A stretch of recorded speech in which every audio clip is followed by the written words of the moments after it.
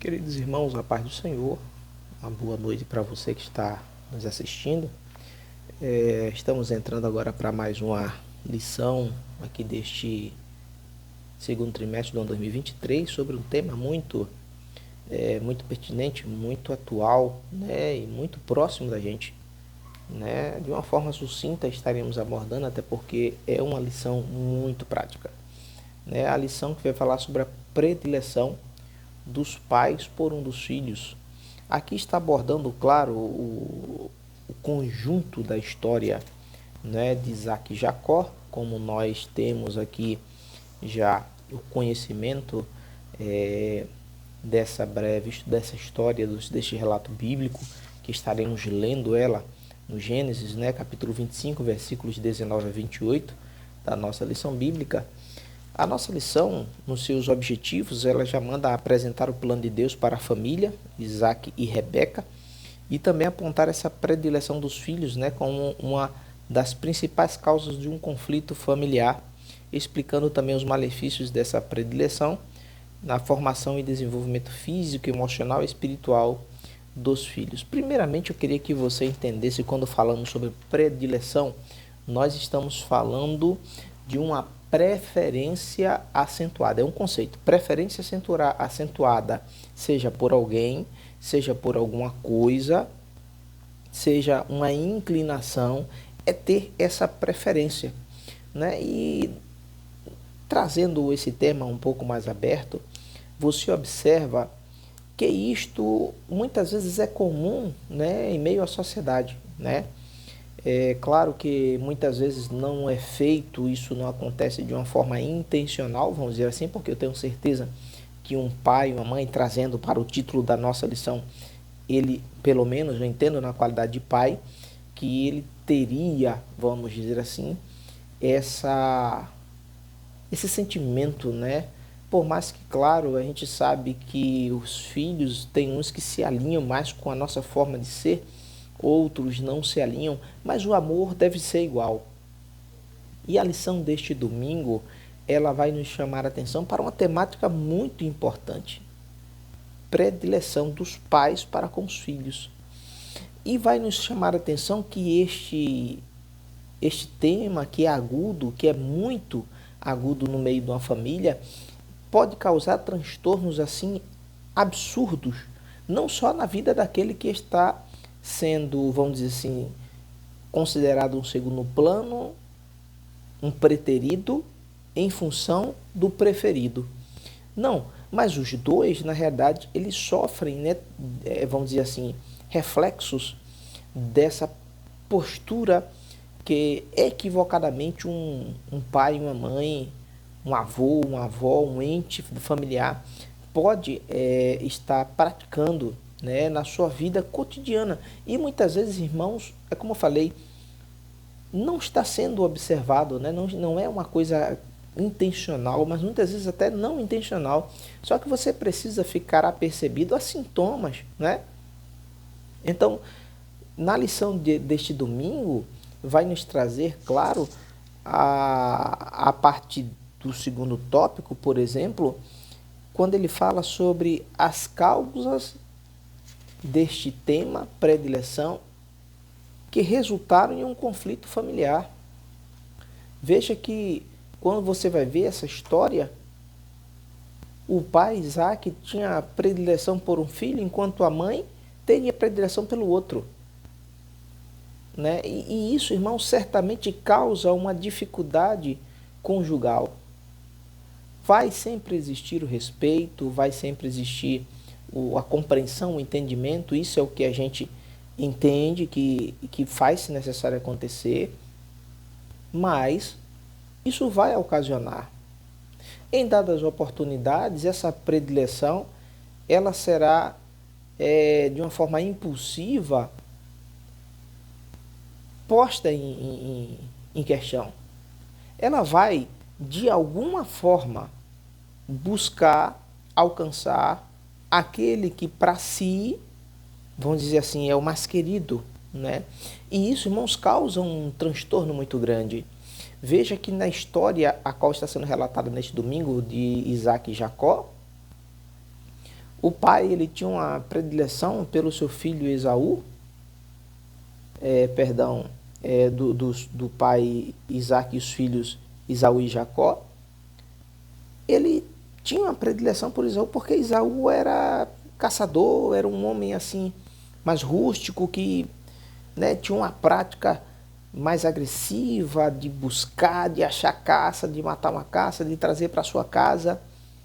E o outro filho não, era uma pessoa mais pacífica, né? Era uma pessoa mais interna, né? Em sua residência, uma pessoa que já estava mais próximo da mãe, ajudava certamente. E essa visão do pai, uma vez aguçada para não, de forma insensível, abraçar mais um em função do outro, causou, irmãos, no Esaú um sentimento meio que narcisista, vamos dizer assim, né? Era um sentimento de ego dele, né? Muitas vezes faltou ali a observação de que essa situação poderia desencadear um sentimento como este.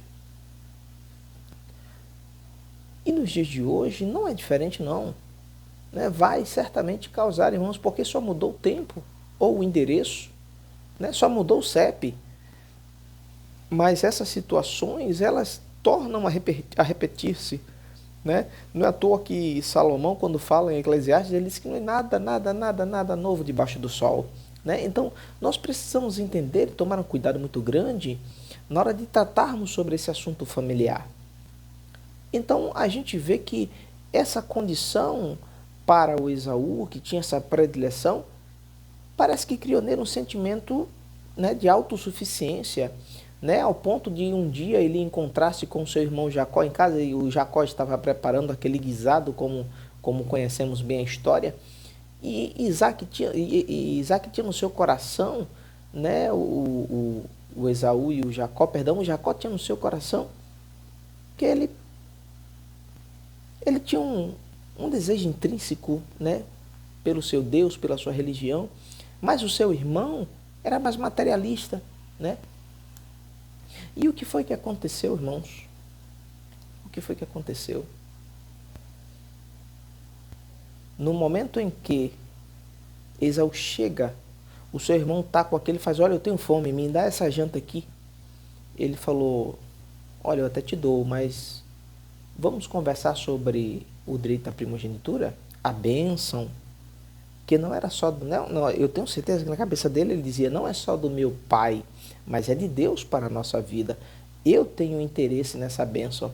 Enquanto o seu irmão, que tinha todo um aparato de atenção, né, do pai, e tinha, vamos dizer assim, todo o abraço, todo o carinho, todo o direcionamento, todo o esforço paterno, ele olhou para ele e falou, do que vale para mim essa bênção?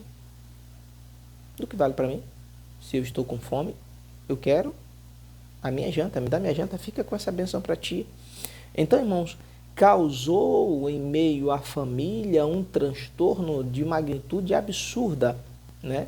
Por quê? Porque enquanto um irmão ele enxergava de uma forma, o outro enxergava de outra. E o interessante é que a forma materialista de ser, ele ficou predominantemente intrínseco àquele que tinha em sua vida a predileção do seu pai.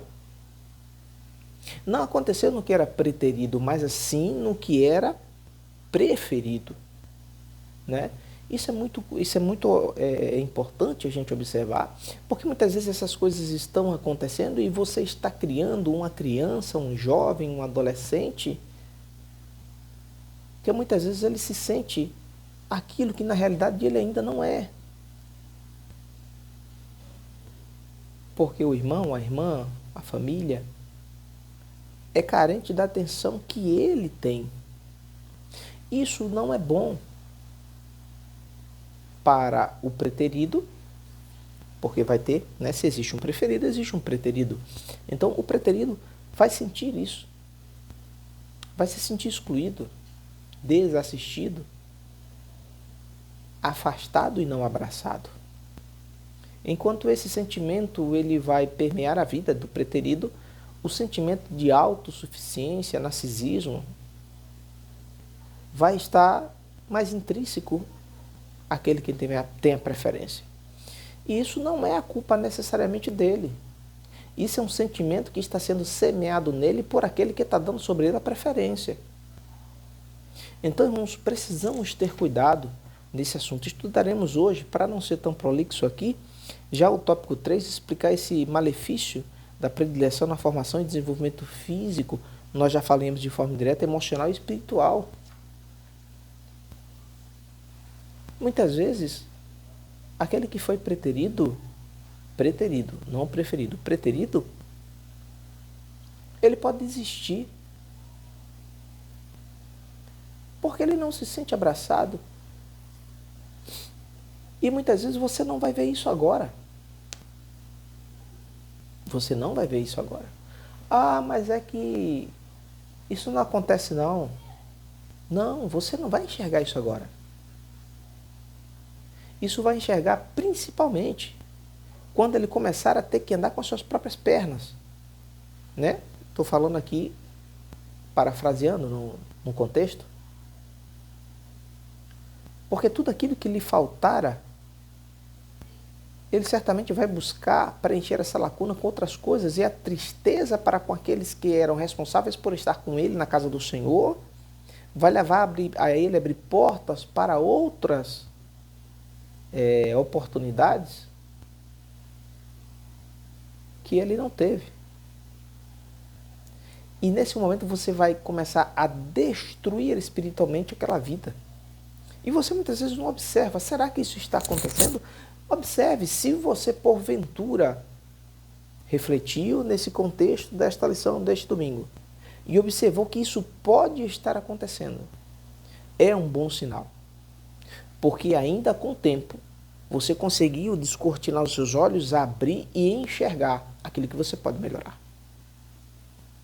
Porque todo aquele sentimento que porventura, estou falando assim, porventura, ele possa ter sido construído, a partir de agora, você pode começar a desconstruí-lo e construir em sua casa, em seu lar, um lar sólido na presença do Senhor. Eu estou falando aqui para aqueles que servem a Deus. Porque os que não servem, não teria essa relação direta, seria mais a questões emocionais, físicas, mas aqueles que servem a Deus, esse sentimento transcende o sentimento meramente material. E este é o que é importante. O importante não é nesta terra. O importante é a nossa eternidade com Cristo. E nós precisamos garantir que os nossos estejam envolvidos e imbuídos deste sentimento. E se eu construir em minha casa, em minha família, este exemplo, sim, quando os meus estiverem dando o seu passo, andando a sós, eles continuarão nessa jornada, mesmo passando por cima de pedras, de vales, de muralhas, de montanhas, não importa. Salomão aplica com muita propriedade em seus provérbios e diz: ensina o menino no caminho em que deve andar, e até quando envelhecer, ele não esquecerá dele. É o exemplo que ele vai trazendo e carregando até o final da sua vida. E transferindo isso para as suas gerações. Irmãos, isso é um tema muito importante que exige de nós uma cuidade visual, espiritualmente falando, claro, sensibilidade para dentro do nosso lar. Nós precisamos, se observarmos que estamos entrando neste caminho, sairmos dele o quanto antes, enquanto há tempo. Enquanto há tempo. Então que Deus nos ajude e nos abençoe. Que vamos ter neste domingo uma lição abençoada e que em nome de Jesus,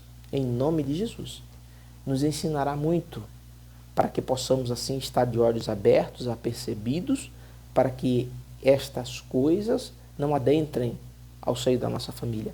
E possamos assim ter uma família coesa, forte, na presença da pessoa do Senhor Jesus Cristo. Que Deus continue abençoando, ajudando a tua vida, fortalecendo você, a sua casa, a sua família. Em nome de Jesus, eu te desejo toda sorte de bênção para você e para o seu lar. Amém.